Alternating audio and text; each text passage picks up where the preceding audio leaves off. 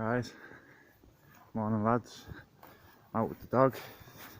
Time is it? It's 9:15. Bit icy. Anyway, it's good to be out. Just wanted to put this video up.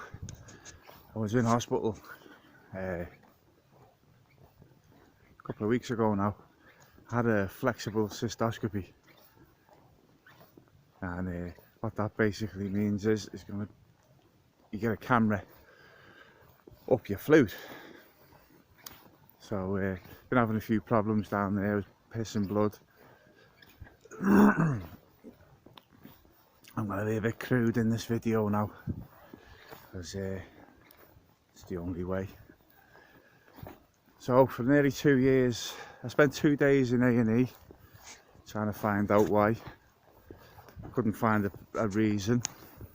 I had all sorts of stuff, CT scans, bloods, urine, X-ray, ultrasounds. Couldn't find a problem. So they sent me anyway for this flexible cystoscopy. It took nearly 2 years to get in. Just the amount of time that these guys take, Jesus, your bits could be rotted off you. But there's no pain, there's no cancer, there's no apparent reason why I should be doing that. So anyway, I've been crapping myself for nearly 2 years waiting for this cystoscopy. So I looked up on the internet and YouTube and what this thing was. It's basically this camera. So I thought it was this tiny little thing, because the hole in your flute, it's tiny, right? It is, it's tiny. Anyway, I get on the bus. I took the 5:45 bus in the morning. My appointment was at 9 o'clock. And gets up to Dublin, up to the Mater Hospital, and nearly never made it. I went to the wrong part of the hospital, and the bleeding place is like a maze. Anyway, I was redirected, got there, checked in, had to piss in a cup, and sit in the waiting room, wait to be called. So I'm the youngest bloke in there. I'm only 47, right? And I think the youngest bloke or person in there next to me was about 65. So I'm feeling a bit out of place, you know. And anyway, I was that tired, absolutely crapping myself. I couldn't sleep the night before. And I fell asleep in the waiting room. Anyway, the young doctor comes out. She was calling people through, and there was a delay anyway, because the consultant was in emergency surgery, so we had a delay. Anyway, I fell asleep. So my name was called, and no one shook me, so I missed my spot. So snoring I was in the corner, like a bleeding junkie, wrapped up in my big puffer jacket. And anyway, she came out a second time apparently and called my name. No, so she took someone else. And at this point I'm drooling down my front. And she came out the third time anyway. And just so happens I woke up when she came in and called my name. So she sort of had a little go at me. She said, "Where were you? Did you go for something to eat?" I said, "No, I was asleep in the corner." She said, "All right, I'm after calling you 3 times. I said, "Thanks a lot." I said I could have been in and gone, you know. I've missed my bus and everything. But anyway, I get taken out into the corridor to wait for the theatre nurse to come out. And she came out anyway, calls me through, takes me into this tiny room. And it looked like a storeroom, right? It was tiny. And there was 2 polyprop chairs in the middle of this room facing each other. One of them had an incontinent pad on it. And she says to me, "You need to put this gown on with the opening to the back." Okay, that's a hospital gown. No problems. And you just need to take your trousers off and your underpants. Oh yeah, no problem, I understand that. So I did that, and I was stood looking at these two chairs. There was no sign of a camera or anything. So I thought to myself, this is a bit barbaric. I know the HSE is in trouble, but holy shit. If I have to sit on that chair while this guy's crouched between my legs, there's only one outcome there, isn't there? So anyway, I didn't sit on the chair and just stood because I thought, I'm not sitting on that. So I want a bed. And if there's no bed, if I can't lie down while he's doing this, there's not going to happen. Anyway, she calls me through. And I goes into this big room. There's a bed, there's pillows. I see the camera on the counter. Holy shit, it was massive. The video screen up on the left, and all the bits and bobs that they need for this procedure. So the nurses have got me down, and I'm lying there waiting for the doctor. And holy shit, who walked in? Youngest fella. He must have been about 30. He had a little moustache, and he looked about 12, but he looked like Hugh Grant. And I thought, holy shit, we're making a movie here or what? And he was the spitting image of Hugh Grant.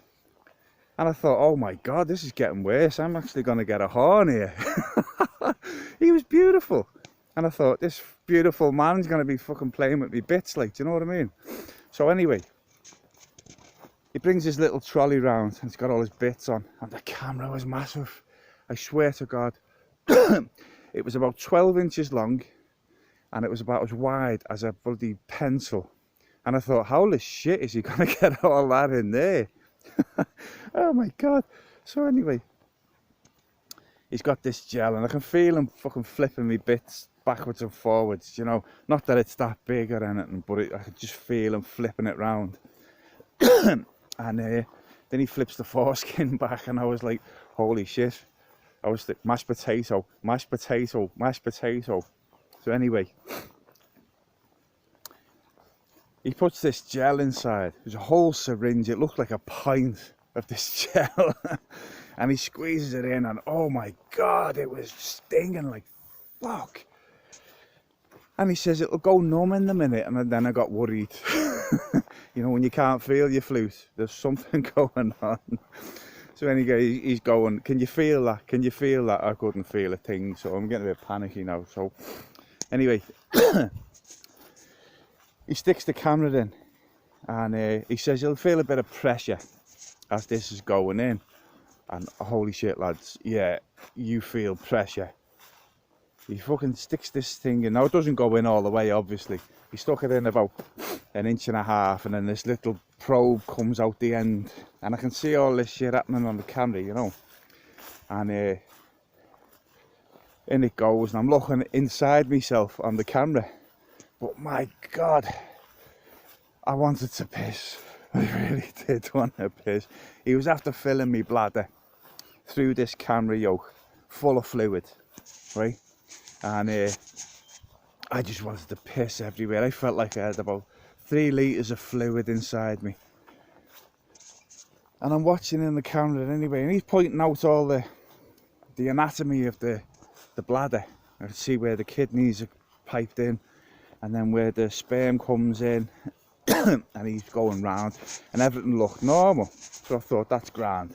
But he's moving this camera around. I could feel this going on inside me. It was the weirdest sensation. But anyway, so he's gone in, he's poking around. Anyway, we did about 10 minutes, and he starts to pull the camera out. And then he goes, oh, hang about. He says, that's your prostate there. And I said, oh, right, that's interesting. And like your prostate wraps around the urethra, right? But it's supposed to be the same width all the way through, from the tip to the tail. And he says, oh, that's a bit big, isn't it? And I went, what? He says, yeah, your prostate's a bit big. It's a bit enlarged, but it looks normal.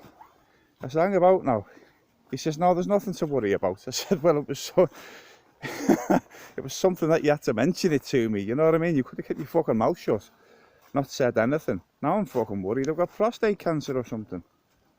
So anyway, he said there was nothing to worry about, but he might check me in for a fucking MRI. I was like, yeah, cheers, Hugh. So anyway, pulls the camera out, and I can feel all the all the gel and everything, all the fluid wanting to come out, and I'm getting cramps, you know, on the table. And then he says, just as a matter of course, we'll just check your prostate while you're here. Alright, okay, well I sort of knew that was coming. So anyway, he says, can you just roll onto your left side and pull your knees up to your chest? Well, I'll tell you what, lads, if you've never had this done, you're in this very vulnerable position, right? You've got two women, nurses, theatre nurses, in there as well. And then you've got Hugh Grant, and all you hear is this squelching noise. And that's him. He's just fucking squeezed a tube of fucking jelly over his fingers, right? And next thing, he has a good bloody root. Now, I'm just fucking glad I had a shower before I went to this place, right? Because I'm a big bloke, right? I'm a big bloke, and I've got a big arse, right? But anyway, he starts poking around, and I'm like, holy shit, I don't spend that much time down there when I'm on the jacks. But he's gets in anyway. Oh my god. He was a tiny, tiny man, but he had the biggest fingers I've ever seen. It was like a Cumberland sausage poking round inside me. But anyway, he pulls his finger out. So he was only in there a matter of seconds. But oh my god, it was just so uncomfortable. Anyway, he says, that's it, we're all done. And I thought, great. So I'm about to get up, and he says, hang on a minute, just got to wipe up here. Well, he starts wiping my arse, right?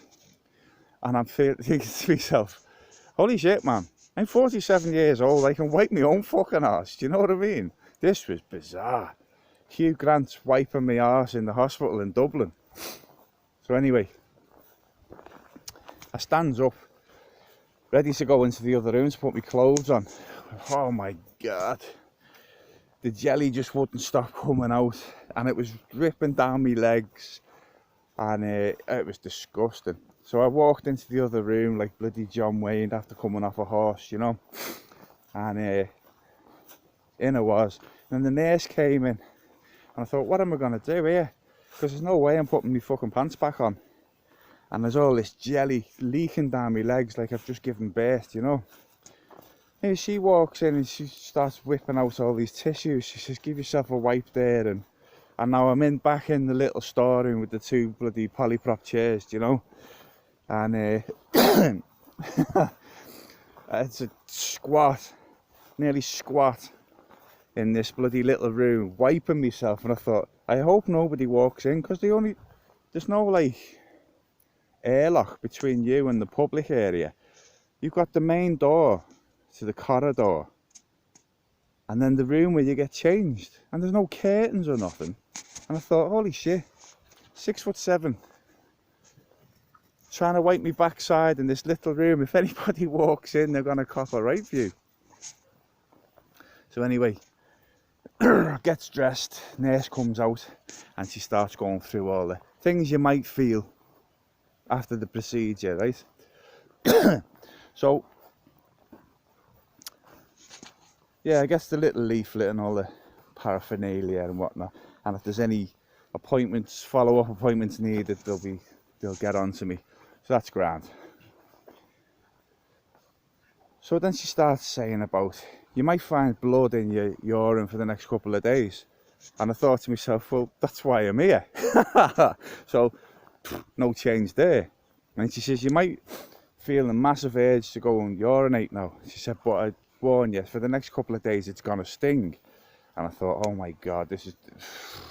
When she said sting, and she said it's quite painful, and I just I have no pain threshold whatsoever. Like, you know, it's just, I can sort of tolerate pain. Needles, If you get a little cut or a nick while you're working with hammers and nails and stuff, yeah, no problem. Holy shit, a pain in your flute? No way. I'm gonna need a couple of nurses to help me here, you know. So anyway, I'm thinking to myself, right, I'm not gonna go for the piss then. I'm just not gonna go. And as I walks out of the waiting area, I wanted to go. There's a lot of fluid they pump inside you, plus all the gel is activating all the little sensors inside, and your prostate has been fluting around with that and everything. And I've got all this wet shit dripping into my pants. And so yeah, I had to go to the jacks, and then I'm looking at the jacks and I'm having this conversation with the toilet, and I'm going, holy shit man, I'm going to collapse in here. I need to leave the door open just in case I collapse and then they can't get in at me. And because I'm a big bloke, I'm like 16.5 stone. And so anyway, I'm looking at the jacks and I've got my flute out and I'm breathing and I'm taking big deep breaths and I'm trying to brace myself. So anyway, I got into the disabled toilet and I thought I'll have to hold on to the bars. There's 2 bars on the back of the toilet and I was holding on to them, and holy shit lads, the pain, the stinging pain, there was nothing what she described. Like this thing, my knees buckled. They really did, they buckled. And whoa, and it was instantaneous. There was no build up or anything like that, it was instantaneous. So I did that, and then I thought I need to go for a coffee. Well, coffee equals toilet. So I said, no, I won't go for a coffee, I'll just suck it up. And then I had to go out and sit on the bus and go home. Well, for the next 2 days, yeah, my flute was stinging like fuck. But anyway, still to wait for the follow-up appointments. But this thing that's happened to me, apparently it's quite common. Right, this condition. It happens to anyone from their 30s onwards. It's called hematospermia. And comes and goes. And it's just one of those things, but it's extremely common. Now, I didn't know this, hence the panic. But it's worth getting checked out, because it could be something else. They don't know the cause of it. And it passes by itself. And but it keeps recurring in me, so I don't know if it's but it doesn't help when you practice a combat sport like martial arts, karate. There's a lot of kicking involved, and I'm so bloody tall that the small fellas would be sparring with me, and I always get a kick in the balls. So that could be a reason. But anyway, that's that. So I just wanted to share that. And now, if you're a bit squeamish, tough. But